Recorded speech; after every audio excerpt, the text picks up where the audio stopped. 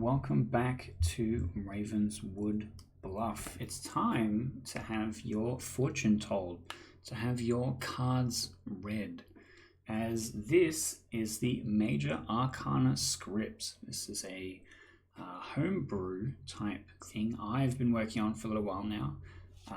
We have a whole new set of characters based on the Major Arcana from the Tarot deck.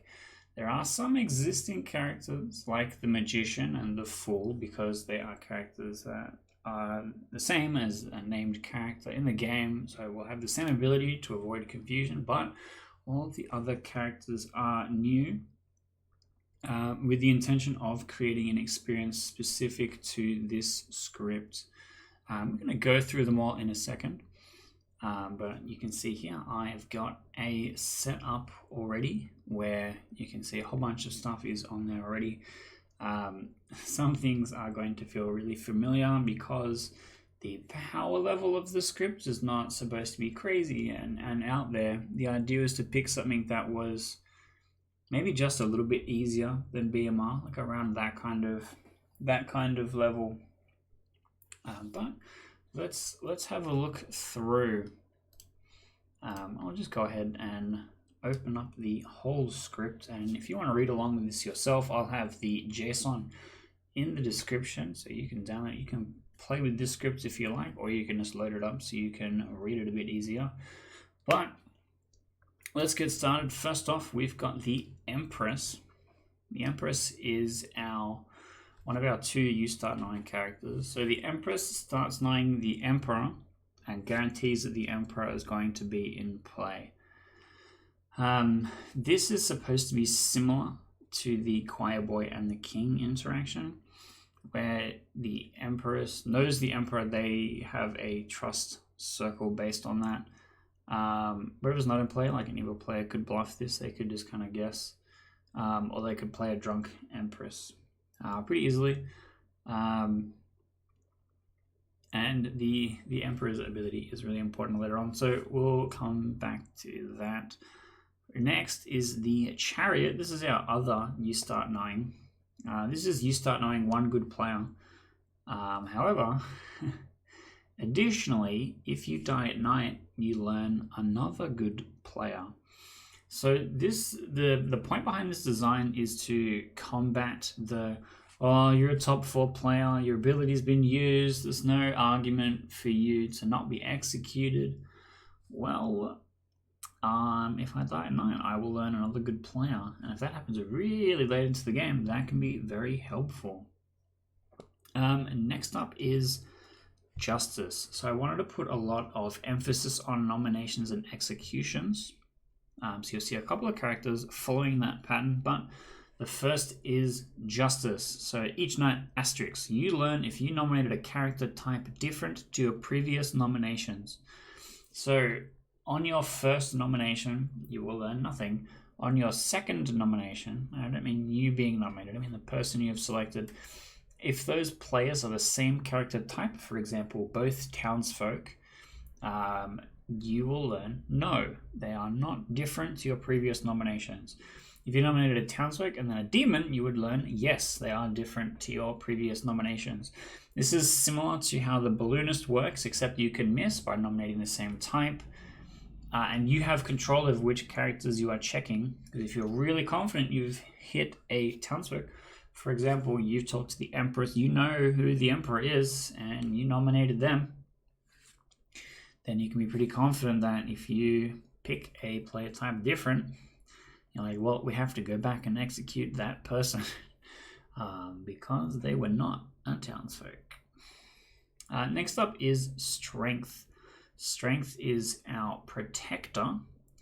And when we have a look at the demons later, you'll understand why the protector and the demons are both designed where you can try and mathematically solve why something didn't happen beyond maybe I was just poisoned. Strength says each night asterisk, choose 2 players. A chosen good player closest to an evil player cannot die tonight. So if you pick 2 players and one of them died, that means that the other one is probably closer to an evil player, otherwise they would have been protected. which like gives you information as a trade-off, potentially protecting someone. If something else happens that prevents a death, then that information is going to be really tough to get, right? So I think Strength is a really interesting character, and I do want to see them come together. Next up, we have World. This was a tough one to come together. I changed a couple of things in it as I was working on it, because townsfolk that can kill is a really complicated thing. The current one we have is the lycanthrope, and it's a protector, where basically the lycanthrope chooses who the demon kills instead in a roundabout way. Now, World adds extra deaths. We'll go through the ability first, which is each night, asterisk, you may choose a player that was nominated but received 0 votes yesterday. They die. This does 2 things. The first thing is that World can kill someone where a vote had like no noise on it, right? Very often we'll see stuff like a joke vote where people are like, oh no, don't vote for this because for whatever reason. And in that case, it kind of works like the gunslinger, where you'll get a free kill that way, except it is at night. Alternatively, you will see later with the Emperor and Chariot, they do not specify how they die at night. It is just if you die at night. So if the town can orchestrate a death of these characters that want to die, and the world can kill them because nobody voted on it, then their ability will activate, which means there might be evil players trying to throw their hands up and vote to prevent 0 vote nominations happening, which can potentially reveal an evil player. So I think that World is actually a very interesting character, and I'm curious to see how it will come together and what kind of strategies people come up for it. Next is Star. The Star is the first of a few characters that are oriented based on steps. I wanted to have a whole bunch of stuff with steps because I think there's not enough. I think with the Clockmaker and some of the other characters that we do have that interact with steps makes it a very, very interesting mechanic, and it's not used enough. And so I wanted to build something based on that where the Star is each night, if the number of steps, only counting alive players, from you to the demon has changed, you wake to learn this. So if a player has died between you and the demon, you will wake to learn this. If the demon has moved location, you will wake to learn this, and things like that. So the Star basically is like, okay, if the demon... First of all, I'm going to find out clockwise or anti-clockwise whereabouts the demon is, in theory, based on what side of the circle somebody dies on. And then if the demon moves, I will know. You do not know what the number of steps is. You only know that it has changed. And I thought that would be really interesting as well. That is a fun mathy character for people to try and read and solve how things are set up in the Grimoire. Which leans more into that BMR feeling of the game. Rather than specifically being given information, you're trying to solve what's happened and where things are. Next up is the High Priestess. This is a character that exists already, and when looking through the Major Arcana, I'm like, well, I'm not going to change the existing characters, but I am going to change the art for them because I wanted to have consistent art across all the characters on the script.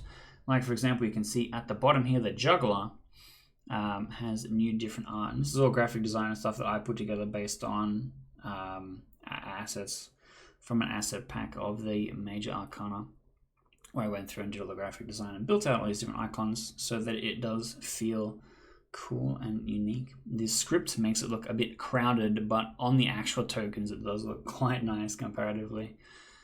But the High Priestess is... each night alone, which player the storyteller believes you should talk to the most. So there is going to be kind of a chain of confirmation between the Empress, the Emperor, the High Priestess, and some of these information characters to try and like build the girl gang together before going and solving the game. Next we have Temperance. Temperance was a tough one. I wanted to show Temperance the Grimoire, and I wanted to find a way to make that work, and I just couldn't. I couldn't find a way to quite make that work, so instead, on the night before final day, if you are still alive, learn all of the dead evil characters.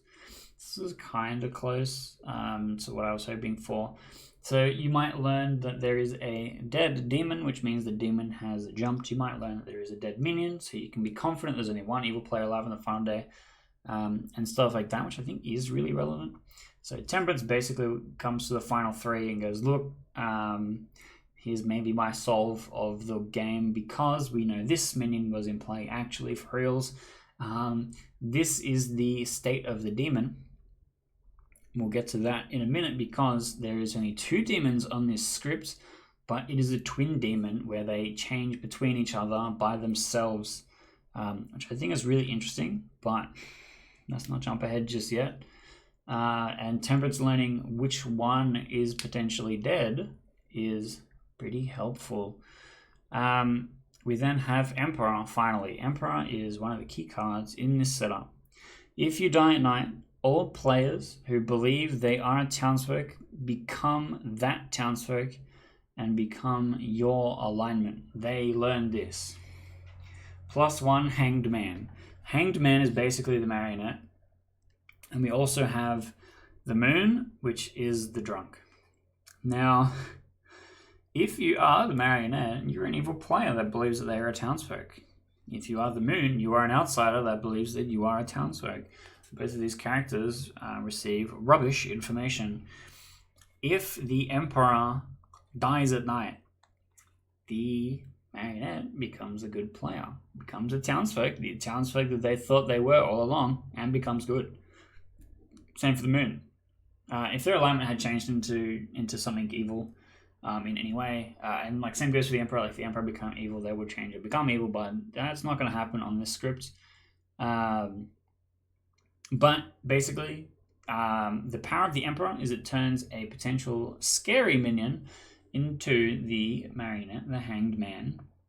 And then if the Emperor dies at night, then that marionette becomes a good player, which can be very scary for the evil team. So I think that is going to be very interesting. This is kind of similar to the King. That was the vibe that I was going with here. Where the King and the Choir Boy kind of works like the Empress and the Emperor, where they would work together, they would trust each other. The Emperor would then activate. The marionette comes out and goes, oh, fuck, I'm the marionette now, I'm townsfolk. Thanks, I guess. Because they learn that they have been emperored. And then become good. And the drunk basically starts getting good information. So I thought this would be a really cool character. It might be too powerful, depending on player count. In a 7-player game where there's only the 1 minion, I would not be playing the Emperor. In a 10-player game or greater, I would be playing the Emperor. Because I think in a small game, having the 1 minion vanish would be really bad. Anyway, next. Next is Sun. Sun is a tough character because I really knew what I wanted it to do, but I don't think that can be done in a balanced way. Because currently it is once per game, during the day, privately ask the storyteller a question where the answer would be a number of steps. And I believe the question is just always going to be, how many steps away is the demon from me? And that indicates 2 players that could be the demon, and then one of them gets, so basically a 50% chance to win the game. So that might be too powerful, and I might need to change that in some way. But basically what I wanted it to do is to continue with the steps motif, be something that happens during the day. So it's sort of like an artist and clockmaker together. It's not perfect. I might adjust it before we actually start playtesting, but that is what I have at the moment. And then next is the existing characters that we have had released. The Magician and the Demon thinks you are a minion. Minions think you are a demon. This is a fun character just generally.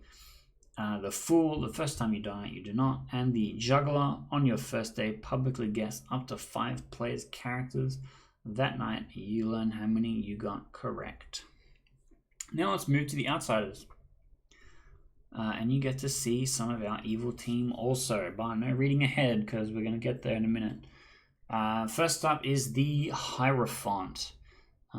This is text basically verbatim what my suggestion of the change to the butler should be. It reads, each night choose an alive player different to last night and not yourself. If you vote differently from them tomorrow, the demon learns their character. Either the person you selected is your master and you vote according to them. There's a bunch of characters that can be quite public and confirmed in the script, so it is not difficult for the Hierophant to play along with that. However, if you vote differently from them at any time, then the demon learns that player's character. So you're giving information to the evil team. The funny thing about this is if your master is an evil player, the demon's going to learn. The evil player, I'm good. Okay, it's useless, I already knew this.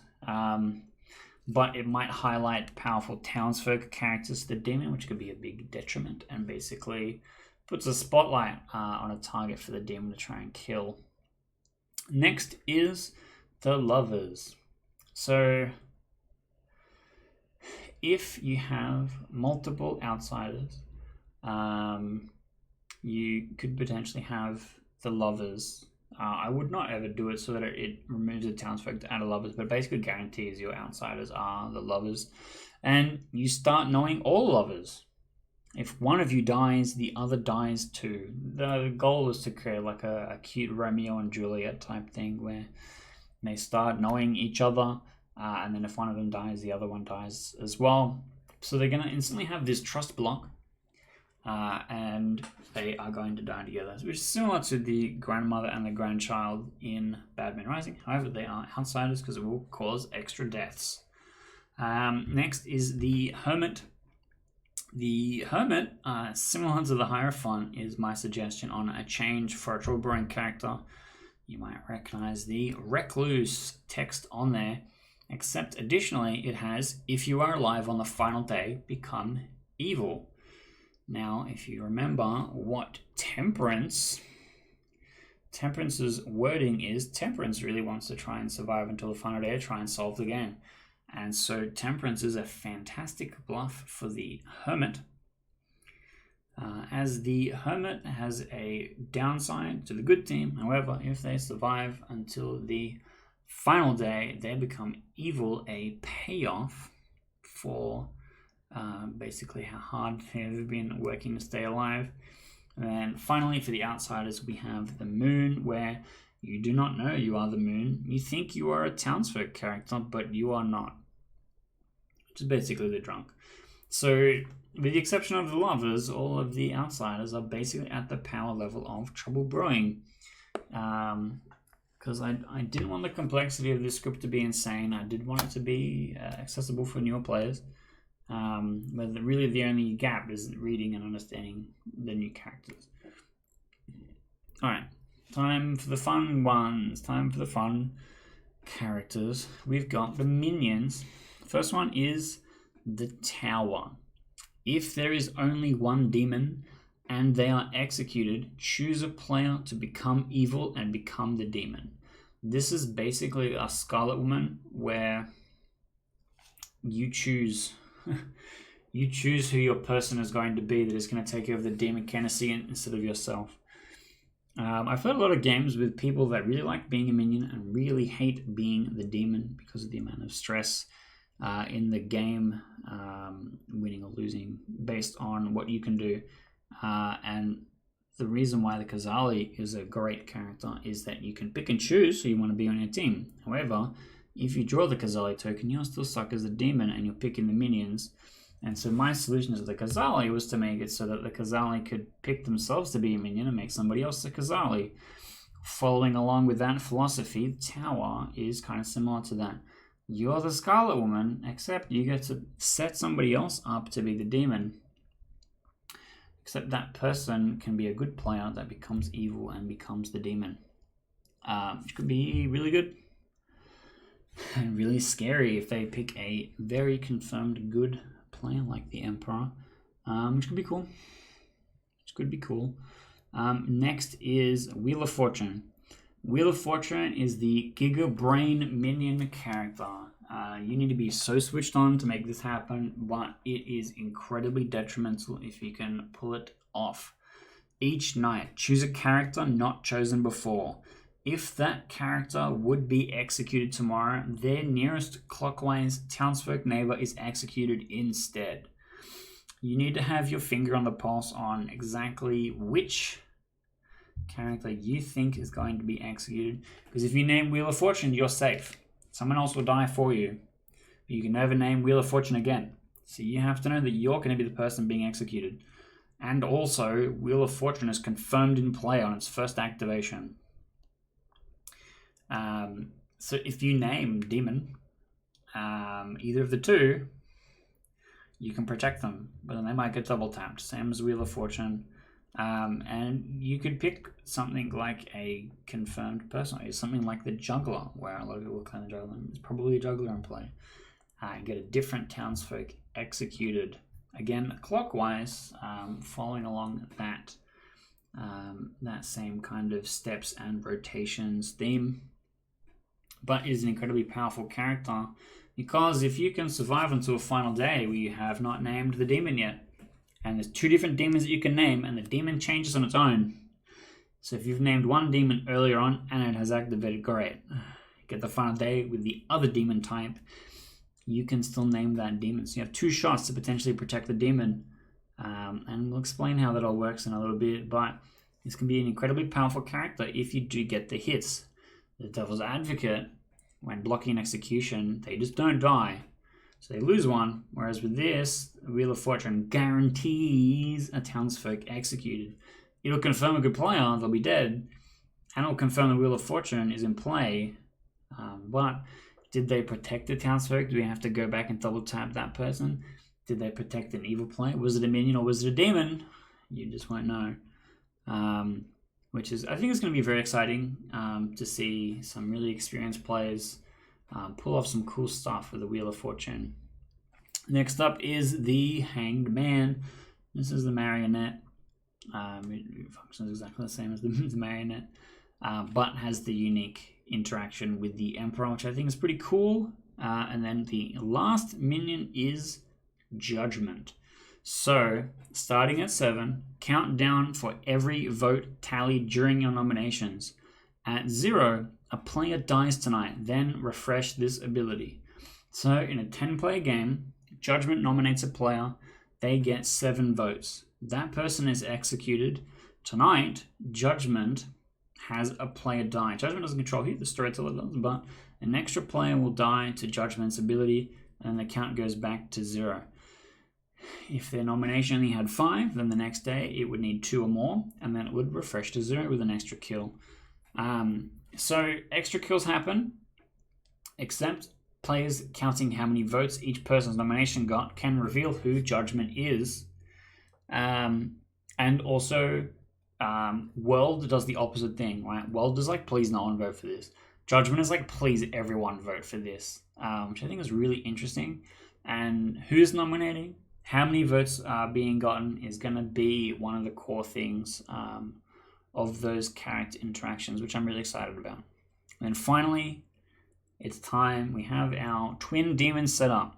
So first off is the Devil. Each night, asterisk, choose a number of steps. One player this distance from you dies, and the other receives false information tonight. If a minion dies this way, you become Death, the other demon type. So, with our setup on screen, we have the Devil here. They, on the first night that they activate, see the person next to them juggle and go, okay, I'm going to name one step. The Devil never indicates a player. They choose a number. So they say 1 step. Okay, one player this distance from you dies. Okay, well, let's say Justice dies, the Juggler gets false information. Because Justice died, Devil changes character type into Death because a minion died this way. And then the Juggler will get specifically false information. But what is interesting about this is that because everything that interacts with the Devil is equidistant, right? 'Cause it's the same number of steps. coming around the circle.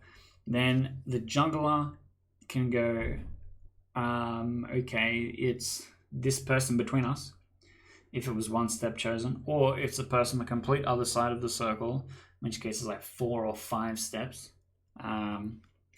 Because the devil can't specifically choose the juggler to be killed, but they can try. They can try. And same goes for minion, right? They could be trying to kill a minion. If they select a number of steps where one of the players is dead already, it's going to guarantee it's the other one. And that makes it a guaranteed character type change. Now, the second demon type is death. Each night, asterisk, choose a player with a dead neighbor. They die. So both demons' kill pattern is really mathematically discoverable. Death has a limited number of people it can target. And so on the first, if there's no executions on the first day, and world activates, for example, then the only death would be world. And death can't be the one making a kill there. I know these names are really helpful, but that is the Major Arcana names for them, and the best fit for the demon anyway. And then the first outsider this kills becomes an evil devil, and you die instead. So it has the Fangu clause where it will jump, you will die, that person will become the demon. And then this is why the tower is specifically worded the way to say specifically they're only one demon, because death will create a second one, same as the Fangu does, but one of them will be dead. But the new demon created is not death, like the Fangu. It creates a different demon type, the devil, where the devil can kill a minion and then change back to death. But on the second change, it will not be able to create additional demons. But the kill pattern will change based on what demon type is available. And devil can pick a number, right, that could be either side of a dead player to potentially mask which demon type it is. And same for death, right? Like if death picks someone, then town could be like, oh my god, is the person this many steps away has false information, or the information that I got doesn't make any sense. Does this mean that this person is the demon? And so it's all there. It's all mathematically discoverable, but whether or not you can put the pieces together is going to be the challenge for the Major Arcana script. I have been working on this for a little while. Just doing all the character icons took about 4 hours. And then building all the characters out was something that I really, really enjoyed doing. I actually started off with the twin demons. That was the first thing that I did, because I knew I wanted to build a demon that was one demon and it flip-flopped between 2 types, where its kill pattern was like really obvious but could change. And I think I've accomplished with that here. I think that's pretty cool. And then a lot of the other stuff feels kind of familiar, right? Like there's a few familiar existing characters. The way that things interact is not too crazy and new, because I didn't want the difficulty level to be insane. And then there's like a control over voting. There's interesting steps and a lot of different things that I think are pretty fresh and cool. So this is something that I've been working on. If you like this, if you want to try this out for yourself, get into the description just below. I will have the JSON for this available so that you can go ahead and try it out for yourself. If you have any questions about the characters or suggestions for fixes to make things better, please put them in the comments section. This is a work in progress, and criticism is very helpful.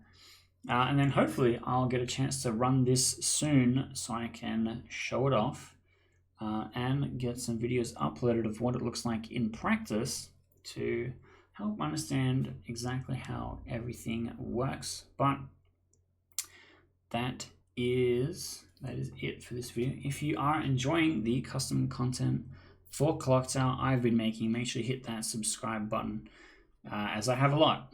I have a lot in the pipeline that's coming soon.